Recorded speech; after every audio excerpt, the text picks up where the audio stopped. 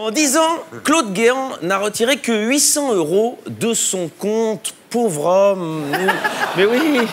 Mais nous, on le soupçonnait d'avoir touché de l'argent du régime Kadhafi, alors qu'en fait, il vivait au même niveau qu'un travailleur libyen, un chienne de vie.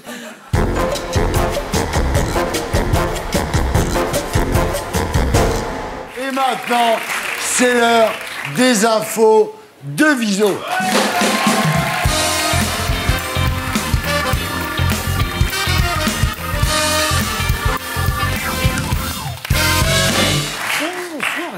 Bonsoir. Comment ça dans le va? bon sens. Bonsoir Thierry. On attaque tout de suite. Politique française. Et commençons par ce sondage sorti dans le JDD, ce que donnerait la présidentielle aujourd'hui. Alors Mélenchon diminue un peu, Marine Le Pen monte un peu, Fillon chute, mais le plus improbable est ici. Cheminade triplerait son score. 0,5% des intentions de vote, c'est incroyable. Il y a donc en France des gens qui ont vu Macron gouverner 6 mois et qui se disent la solution c'est sûr, c'est Jacques Cheminade. Normal. Normal. On en fait partie d'ailleurs. Passons à Jupiter lui-même. Macron ne veut pas donner de leçons sur les droits de l'homme à Sisi. Hashtag ne balance pas ton dictateur. Le président égyptien était entre autres là pour commander des rafales et Macron a déclaré « Je n'accepte pas qu'on me donne des leçons sur comment diriger mon pays, je n'en donne donc pas aux autres. » Et c'est vrai que si j'étais vendeur de chauffage, je me garderais bien de parler à Landru de ma conception du romantisme. Emmanuel Macron toujours. Son nouveau chien, Nemo, a uriné en pleine réunion sur une cheminée de l'Élysée. Oui, là. Il a vu son maître pisser sur le code du travail, ça l'a inspiré.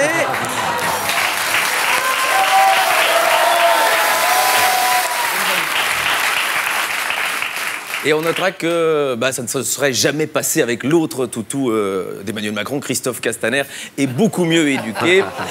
Emmanuel Macron, encore cette semaine, il a traité François Hollande de zigoto. Alors, il a chopé le syndrome Gilles de la Tourette, mais c'est le capitaine Haddock qui lui a refilé. Si ça continue, il va finir par le traiter de loustique, de zigomard ou pire encore, de vilain bougre. Passons à droite. Oh, c'était la droite, c'est limité. La droite, c'est limité. La droite molle. Passons à droite. Voilà, plus chic. Évidemment, droite forte. En 10 ans, Claude Guéant n'a retiré que 800 € de son compte. Pauvre homme. Mais oui. Mais nous, on le soupçonnait d'avoir touché de l'argent du régime Kadhafi, alors qu'en fait, il vivait au même niveau qu'un travailleur libyen, un chienne de vie. Droite toujours. Au sein de LR, l'exclusion, notamment de Darmanin et d'Édouard Philippe. Alors, l'ancien ministre Brice Hortefeux a déclaré des gens qui trahissent sans se chercher un alibi, ils méritent qu'on les foute dehors. Alors, bien sûr, en tant que proche de Sarkozy, c'est pas tant la trahison en elle-même qui lui a posé le problème, mais que ces gens n'essaient même pas de trouver un alibi foireux, c'est choquant. On salue Paul Bismuth. Les Républicains, où l'élection du président de parti approche, et on a appris cette semaine que chaque candidat au poste se verrait doté de 20 000 €. Alors, ça paraît peu, mais 20 000 €, c'est énorme. Claude Guéant pourrait vivre pendant 2857 mois.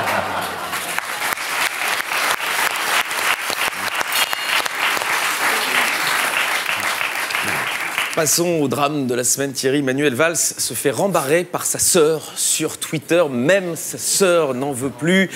Ouais, Manuel Valls, c'est le seul Catalan qui arrive à obtenir une demande d'autonomie au sein de sa propre famille. Alors en gros, Manuel avait apporté son soutien sur Twitter à Mariano Rajoy.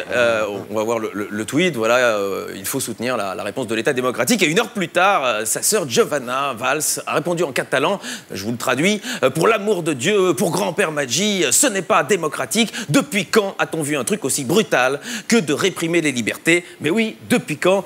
Depuis le 49-3.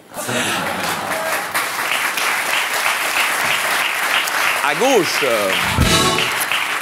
Selon Capital, Anne Hidalgo aurait bénéficié d'un emploi fictif au ministère du Travail entre 2001 et 2003. À quoi je sers, Thierry? Je ne dois même plus faire les vannes. Bénéficier d'un emploi fictif au ministère du Travail, c'est vraiment très drôle. Il n'y a rien à ajouter. Je pense que même Thomas Sisley aurait pu la trouver tout seul, celle-là. Harcèlement. États-Unis, Harvey Weinstein est détestable en cure de désintox. Tu m'étonnes, c'était couru d'avance. Demander à un violeur d'obéir à des infirmières, c'est à peu près aussi con que de projeter les choristes pour soigner un pédophile. Société encore, c'est prouvé. C'est prouvé, boire de l'alcool nous rend meilleurs en langue étrangère. Alors, mais je pense que c'est ça le vrai problème des Français. Vous ne picolez pas assez, alors let's go. Enfin, je traduis, allez-y. France toujours, la France fait face à une pénurie de beurre inédite. Fake news, ont crié Éric Zemmour et Robert Ménard, arguant qu'il y avait bien assez de beurre en France. Cela étant, heureusement que ça tombe maintenant, cette pénurie de beurre. Imaginez, Thierry, si c'était arrivé pendant le tournage d'un dernier Tango à Paris. Ouais. Alors là, les deux cinéphiles sodomites du public ont trouvé ça très drôle. Et les autres iront voir le film. People. Alors, tenez-vous bien, parce que c'est un titre de qualité. André Rieu écope d'une amende pour avoir fait travailler de nuit des joueurs de flûte de Pan qui étaient mineurs. Alors, oui, c'est beaucoup d'infos d'un coup. Alors, la loi doit pas être la même en Thaïlande, puisque pour des faits identiques, Frédéric Mitterrand n'a eu qu'à payer les prestations. Musique toujours, le rappeur Jul, s'est fait arrêter pour excès de vitesse sous l'emprise de stupéfiants. Il roulait à 160 km/h et faisait des appels de phare aux voitures qui le précédaient, sauf qu'à un moment, c'était une voiture de la BAC. Oui, c'est bien con, mais il a tenu évidemment à s'excuser sur Facebook. Alors, je vous lis le message Facebook. Désolé, ma team, pour ce qu'il s'est passé avec un C. Je sais avec un T qui a des enfants sans S et des parents toujours sans S qui me suivent sans ENT, mais du coup c'est normal puisqu'il n'y avait pas de S ni un pas. Je tenais EZ à m'excuser, EZ aussi, tant qu'on y était, il en a eu deux pour le prix d'un.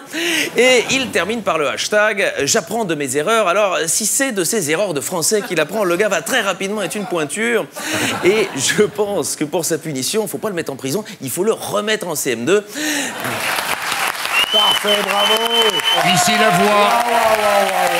Alex Vizorek, oui, message de Jules. Allez vous faire enculer avec un Z à enculer. Avec un Z.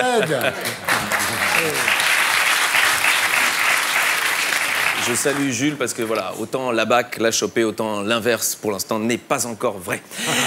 Les brèves. Une femme sur deux augmente le chauffage en cachette. L'autre femme ne sait pas comment fonctionne le thermostat.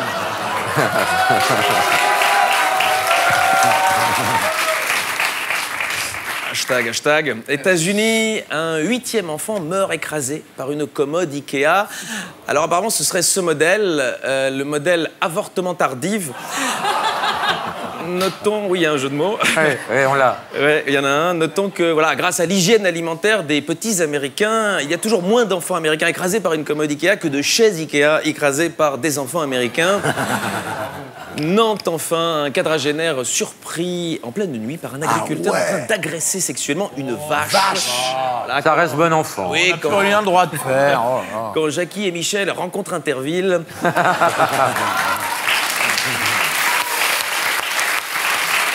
Et enfin, culture. Oh là là.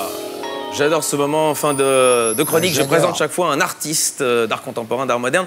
Et cette semaine, je vais déroger un petit peu car, je suis allé à la FIAC, Thierry. Et je pense que c'était intéressant de vous faire un petit compte-rendu. La Foire internationale d'art contemporain à Paris, le week-end dernier. La FIAC, c'est un petit peu comme la politique d'Emmanuel Macron. On ne comprend pas toujours les intentions, mais au final, il n'y a que les riches qui peuvent se la permettre. Et que peut-on voir à la FIAC cette année? Alors bon, déjà, il y avait des blaireaux, notamment celui-ci. Donc voilà, si vous voulez mettre Elisabeth Lévy dans votre salon, eh bien c'est possible. Autre image, un livre avec des couteaux plantés dedans. Hein. Clairement, nous sommes en présence de l'autobiographie de Nabila. Ici, on a une très belle œuvre en sobriété, œuvre que l'artiste a rebaptisée « Assemblée générale au siège du Modem ». Et enfin, un brin de pop art, une jolie blonde avec un moineau au niveau de la cervelle, un portrait très réussi de Marion Maréchal Le Pen. Quand même. Évidemment, celui-ci, j'ai beaucoup aimé. Alors, on imagine assez bien la réponse qu'a donnée l'homme en bleu quand l'homme en jaune lui a demandé « Dites donc, tu l'as rangé où, mon briquet ?» Et l'homme en rouge qui dit « Dépêchez-vous, j'allumerai bien ma clope. » Alors, une autre installation qui m'a bien plu, elle s'intitule 100 titres. Alors c'est vrai que l'artiste avait déjà mis toute sa créativité dans l'œuvre elle-même, une œuvre vendue entre 70 000 et 90 000 euros, et il se dit que Oscar Pistorius aurait déjà fait une belle offre pour cette œuvre.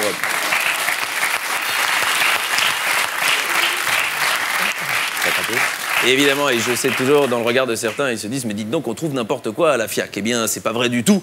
On trouve aussi à la FIAC un sommier emballé dans une couverture. Voilà. Hein, et c'est là qu'on voit que les organisateurs sont très politiquement corrects. À quand l'exposition d'un SDF directement à la FIAC? Et je ne dis pas ça par hasard, parce qu'on peut voir ceci à la FIAC. Oui, il s'agit bien d'un nain avec un collier de barbe qui pète pour s'envoler. Un bel hommage au départ à la retraite de Robert Hue. C'est pas raffiné. Et donc, normalement, quand on sort de la FIAC, on termine comme ceci. C'est une œuvre, évidemment, et vous pourrez mettre ça dans votre salon, mais apparemment, même Luca Rocco Magnotta, le cannibale de Montréal, aurait dit, là, vraiment, ça me dégoûte. Et je vous dis à la semaine prochaine, parce que l'art, c'est comme la politique. Bravo.